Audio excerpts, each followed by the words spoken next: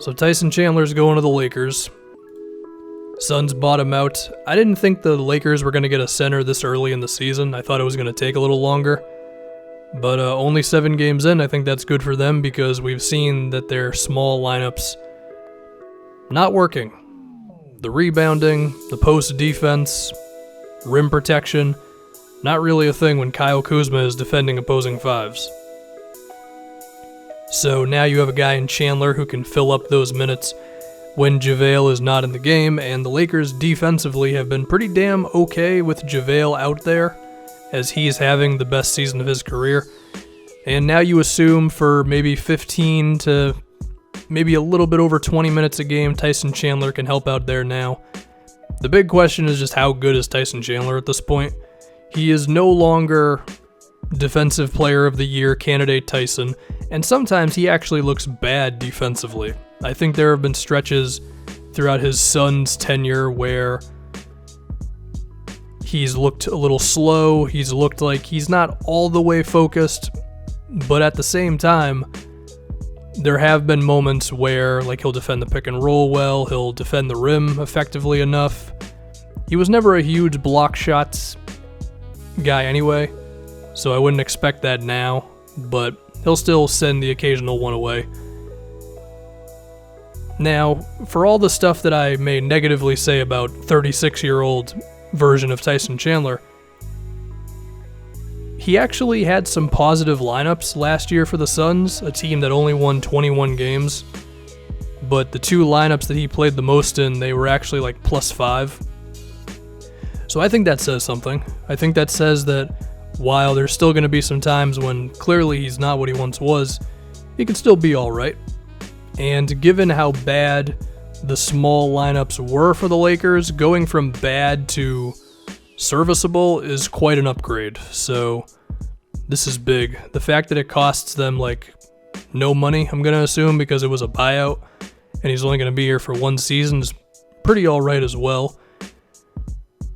And I guess we can go from the defense now to his offense, or actually to his rebounding.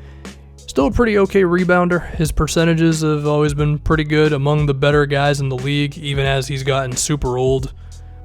Still grabs offensive rebounds. Still does that thing where he just like tips the ball back out to the perimeter players. It doesn't count as an offensive board, but it's basically an offensive rebound for him. And his free throws are at least above 60% for most of his career. So offensively, Tyson has always remained a little underrated. The rebounding has something to do with that. And of course, when you're talking about Tyson's offense, you have to speak about his ability to roll to the basket. Of course, not as good as he once was, as everything is about his game at this point, but do I expect to see a few alley-oops a game from Rondo and Lonzo and LeBron? Yeah, I think that'll happen. I think it'll be nice for this team that JaVale and Tyson play pretty much the exact same style. So there's not going to be like some weird, like, oh crap, what do we do now that Tyson's in the game thing going on. I also think the transition stuff will be interesting because, again, there have been stretches where it looks like Tyson can't even move sometimes. So is he going to be killing it in the open floor? I don't know. I mean, the Lakers play super fast, of course, and I'm not expecting Tyson to just beat everybody down the floor and get a bunch of dunks in transition. But I guess we could see a couple. He's definitely not like a quicksand type of center, even if he looks like it occasionally at this point. Yeah, I mean, I think this is an alright move, given how desperate the Lakers were for a backup center.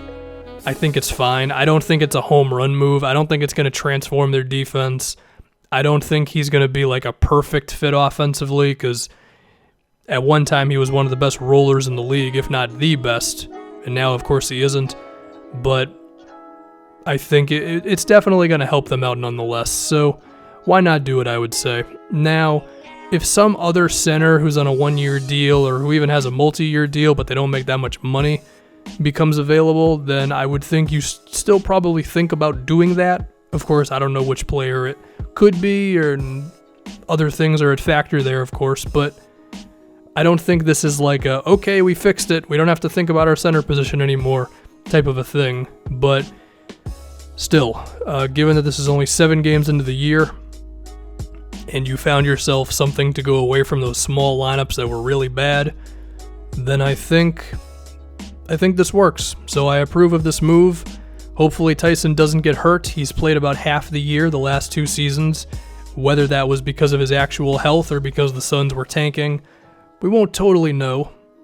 Or at least I just don't remember.